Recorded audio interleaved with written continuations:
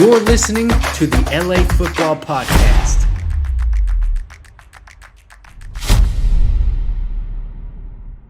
Los Angeles, welcome back to the LA Football Show here on the Mightier 1090 ESPN Radio, always on the LA Football Network, your destination for Los Angeles football. This is your USC Trojans huddle. Lots to get into with signing day officially starting on Wednesday. And obviously the transfer portal has been alive and well for quite some time now. So we've got a lot of recruits, new transfers coming in that we can touch on and get everyone up to speed on where this Trojan team sits now heading into the Cotton Bowl here in just a little over a week, which obviously we'll talk more extensively about next week. Show is always brought to you by our friends at BetOnline. Head to betonline.ag today. Use our promo code BELIEVE to get a 50% welcome bonus on your first deposit. Win some free money this holiday season and tell them the guys at the LA Football Network sent you. I'm co-host Ryan Dyrud, joined as always by Jamal Madney. Jamal, my man, what's up? We for those on radio, we had a fun Christmas segment, but now we're getting into USC. A lot of exciting things, a lot of gifts, a lot of presents to talk about with this USC team who currently at the time of Wednesday, which I think these will keep updating, sits 11th ranked in the recruiting ranks and sits 3rd in the transfer portal ranks. So a lot of good things surrounding this team. But how are you, my friend, and how are you feeling about this Trojans team offseason so far? Doing well, Ryan. Excited to get into it. This is absolutely the Christmas season for all of us, but in particular for the great USC Trojans, in terms of the additions that they have already made in the transfer portal to really replenish the offense, but also identify key areas of need on the defense. So really excited to get into it, Ryan, with two guys in particular, talk a little bit about maybe one guy that they missed on and then what the future holds. But very exciting. And I think the trajectory already has been set, Ryan, for the 2023 season. This is a CFP or bust type of season now for USC. When you talk about the talent that is going to be replenished, when you talk about this being Caleb Williams' last season, now that they've had the experience of going through a Lincoln Riley system, getting really close, and when you just put it all together, 2023, it's CFP or bust for the Trojans, and that's where we want USC football to be. That's where USC football needs to be in the hierarchy and in the ethos of Los Angeles sports. Yeah, absolutely. And so this season really laid the groundwork and the framework and kind of had this program ahead of schedule. And now from year in and year out, it's CFP time, and it's time to be in that conversation every single year. This absolutely bar none should be and will be, in my opinion, a top 5 program in the country moving forward as long as Lincoln is here.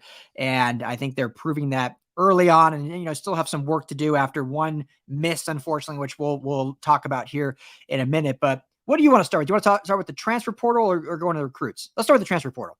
I'll make the decision because we'll end with the recruits, and that's where we can talk about that miss as well. The transfer portal. We talked last week, Jamil Muhammad transferring over, which was a good athletic linebacker. Kyon Barrs from Arizona, who's a good kind of interior guy that can get some pressure up the middle. But some newest ones, this as of, this week, and one that, I know you'll talk about extensively. But on the offensive side of the ball, they get, Pac-12 leading receiver Dorian Singer out of Arizona, who had a 3-touchdown game against these Trojans, now pairs up with Caleb Williams and Lincoln Riley. And then on the defensive side of the ball, you get Mason Cobb out of Oklahoma State, linebacker who is just a tackling machine and does a lot of good things on defense, which obviously this team needs the most. I don't think anyone, regardless of how many stars are next to their name on 247 Sports, no one's worried about the offense. Regardless, I think it's the defense that everyone is really trying to figure out. So your thoughts on these two big names, big recruits coming over to the Trojans? Ryan, with these two guys, these are the two guys I've been most excited about up until this point. Jamil Muhammad has been fantastic. The defensive lineman from Arizona, some of these other pieces that have kind of come together have been nice additions, nice pieces on the chessboard. But these two additions really moved the needle in a profound and significant way. And I want to start with Dorian Singer, who was arguably Arizona's best receiver. Him and Jacob Cowing were kind of going back and forth for that top spot. But Singer, Pac-12's leading receiver at 1,106 yards receiving, 62 catches, and then he just balled out against SC. If folks remember that game, you and I had very accurately predicted how that game was going to go. But Singer had a multitude of one-handed catches. That first touchdown at the back of the end zone was just an incredible ball. And Singer now slots in, Ryan, into Jordan Addison's spot, because Jordan Addison was so clearly the wide receiver one of this team. And you saw that evidently in two key areas. One was in that UCLA game. Every time Caleb got in trouble, whether it was at his own goal line, key third and long, whatever the situation was, it was always he was going to Addison, and Addison was always extremely wide open because he was such an elite route runner. And the gap between Jordan Addison and the next set of USC receivers is still pretty significant. And so even though Tahj Washington is coming back, even though Kyle Ford is coming back, even though Brenden Rice is coming back, and even though there's a litany of guys that can make plays, SC was still missing that true wide receiver number one. And I think Singer now has the ability to do that and become Caleb's main man. And now this offense just picks up right where it leaves off this year and is able to have this explosive ability that they've always had. I think where Singer is not quite as good as Addison is as an elite route runner, but I think Singer's hands are better than Addison's hands. And I think overall, I think net, Caleb now has his go-to guy again moving forward, and it's just going to be so exciting for USC. So thrilled about that. But if I could be even more excited, Ryan, it would be about Mason Cobb. Mason Cobb, transfer from Oklahoma State, number 2 linebacker in the entire transfer portal. This guy led Oklahoma State in 2022 in total tackles with 96, 58 solo tackles, 13 tackles for loss, 2 sacks, 1 interception, 1 forced fumble, all in 2022. PFF has an interesting stat, Ryan, where they look at individual defensive players and they say if they contributed to the defense winning on that play. And in 2022, Shane Lee led USC with 29 such instances where he was the leader of the play on which the defense kind of beat the offense in terms of what was supposed to happen on that play. So Shane Lee led USC with 29 such instances. Mason Cobb had 51 such instances at Oklahoma State. So this is a guy who's going to come in now. And when you combine him with Gentry and when you combine him with Shane Lee, now you're starting to fortify that front seven. And you and I have talked about it at length, Ryan, where this team needs to take it to the next level is they need more athletic guys in the front seven. Right now, a lot of guys that are specialists, a lot of guys that can do one thing well, but you bring a dude like Mason Cobb over, and now this is what can transform you into truly being a CFP contender, because we all have that very sour taste in our mouth from that Pac-12 championship game against Utah, where Kalen Bullock and others are just hanging on Utah defenders, can't bring them down. It was 24 missed tackles in that game. And so this is the primary focus in the area of need. So excited about this, Ryan, especially when you factor in that the likes of a Tui Pelotu, most probably now being Pac-12 Defensive Player of the Year, is going to the NFL and is going to declare. He is obviously very focused on playing in this Cotton Bowl against Tulane. He wants to be there with his brothers, and then said he's going to make a decision later. But I have a hard time believing if you win Pac-12 Defensive Player of the Year that you're not going to go in terms of your stock being the highest. So this was already a challenging defense, Ryan, that's losing arguably its best player. So to bring in Mason Cobb to sort of fortify and expand on the defense is massive. And then bringing in Singer to take that wide receiver one spot from Addison and hand that baton off is just as massive on the offensive side. So check, 2 grand slams for USC this week. Yeah, absolutely. And I won't touch too much on it because I think you covered it all perfectly. But, you know, the Singer thing is huge just because everyone, like you said, we saw what he did against USC. Obviously, we cover UCLA. We saw what he did against UCLA, and Arizona basically derailing the UCLA season. And he also brings some more size. Mario Williams should be back as well, just being a sophomore in that receiving room. But Mario Williams is a very, very good receiver. I think he'll have a much bigger year this next year potentially, but only a 5'9", 170, 175 guy, and Singer's, 6'1", 6'2", closer to 195, 200. So you had some size of that room. That this year you basically had Kyle Ford was your only guy over 6 foot in the entire receiving room. And it didn't slow obviously this offense down, but it's nice to have a little versatility in that room. So you basically lose a tremendous, and Addison hasn't officially declared for the draft, but he'll be a first round pick if he does. I don't think there's any real credible chance he'll be back after the bowl game. And so you get a real good guy that can come in there and take over. And obviously there's some recruits we'll talk about here in a minute that also will fill out that room. So exciting pickup there for Lincoln Riley in the offense. And I'm sure Caleb Williams is ecstatic as well that he gets to throw to a player as talented as Singer, who, if I'm not mistaken, I believe was recruited as a safety actually out of the Minneapolis area in Minnesota, and obviously has now become this star wide receiver. So that's how it shows the athleticism that these guys possess. And a lot of these guys played two positions out of high school, but when he found his footing and obviously the hands came into play there and his catch of radius and ability and the one-handed snags we saw him get. So great pickup there. You said everything about Cobb. I don't need to add to it. It's just that's the biggest area of need. We said it 2 weeks ago. The number one need for this team in the transfer portal and hopefully in recruiting is the linebacker position. Front seven for sure, but I think the linebacker was the most pertinent, and they get a guy that can absolutely fill in day one and be a true game changer for this team in an area that was so needed. So great gets in the transfer portal, adding to the guys we already talked about. Like I mentioned, currently ranked third in the country in portal gets, however you want to call that, in portal additions, if you will. So they are third, and obviously they're losing a couple guys as well, but I think they're making up for it in who they are getting back. So any other thoughts on that, or should we talk about National Recruiting Day here? Let's talk some NRD. NRD, National Recruiting Day.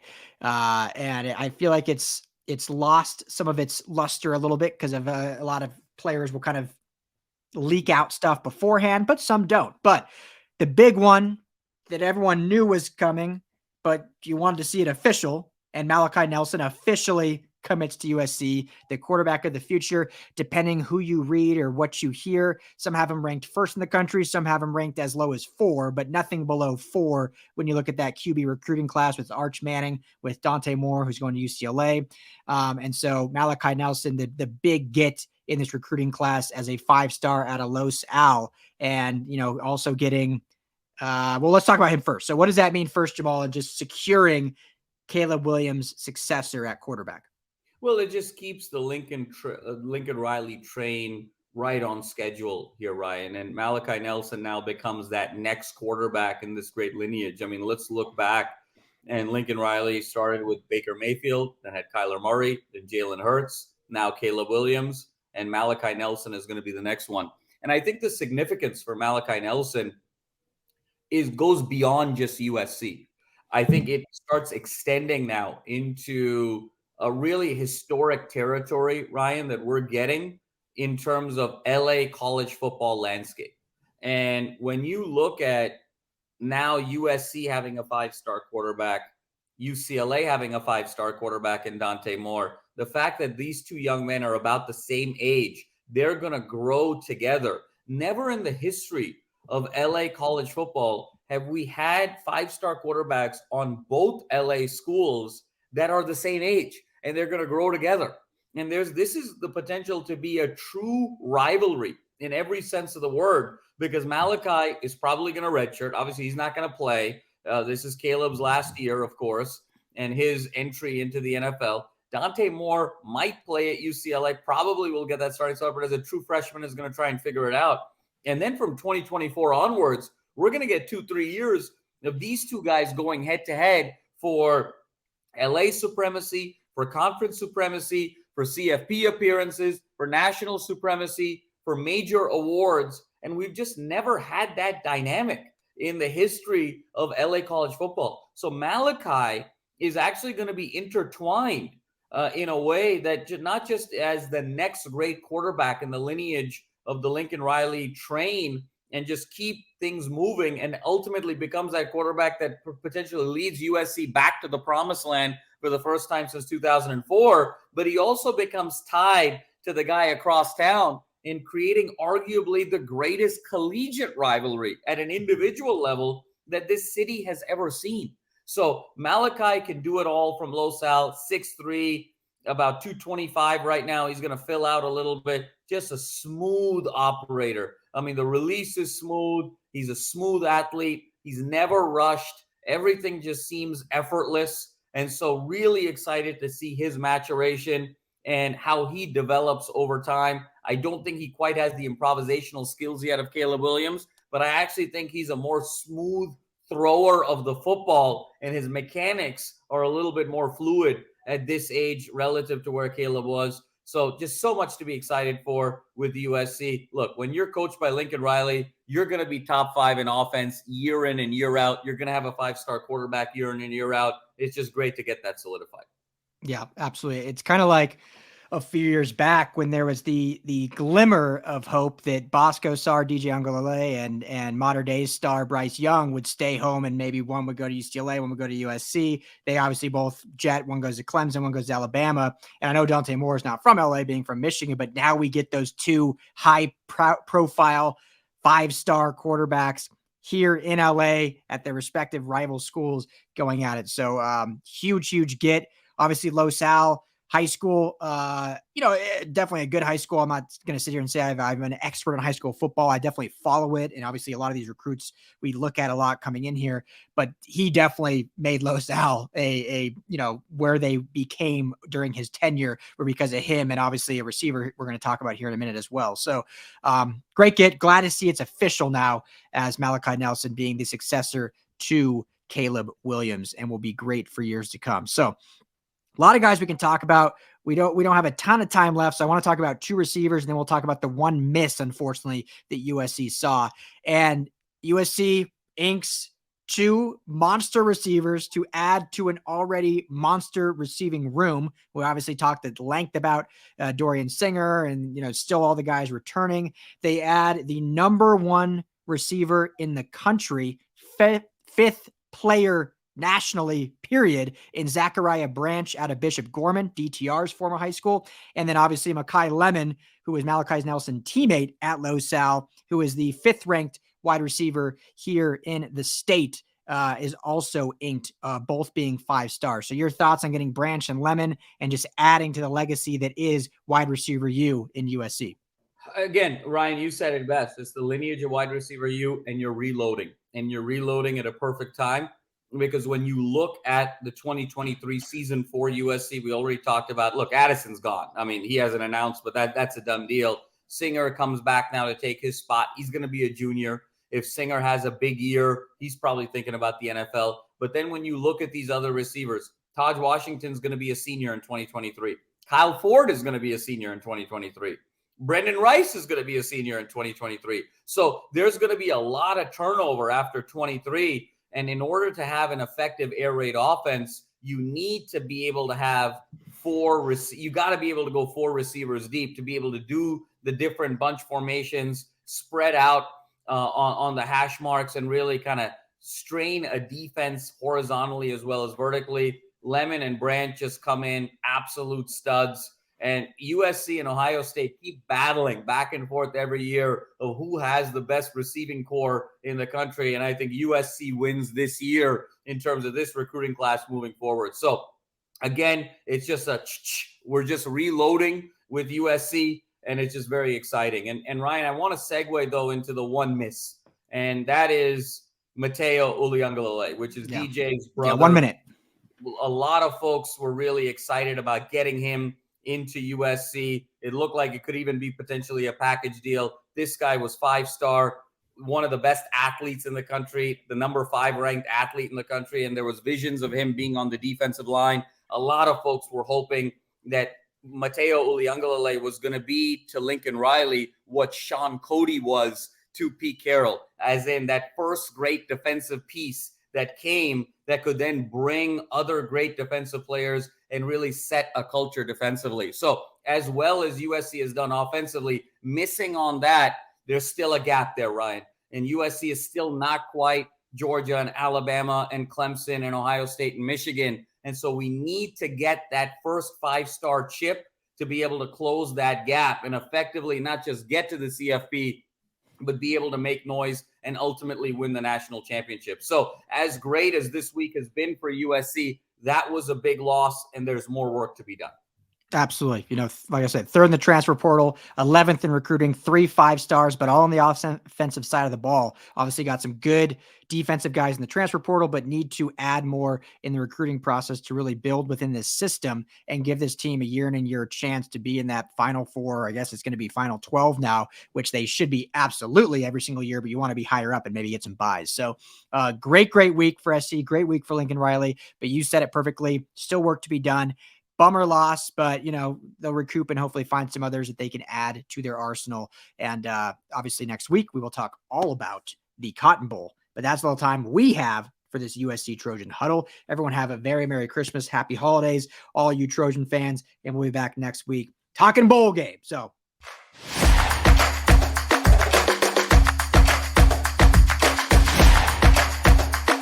you're listening to the LA Football Podcast.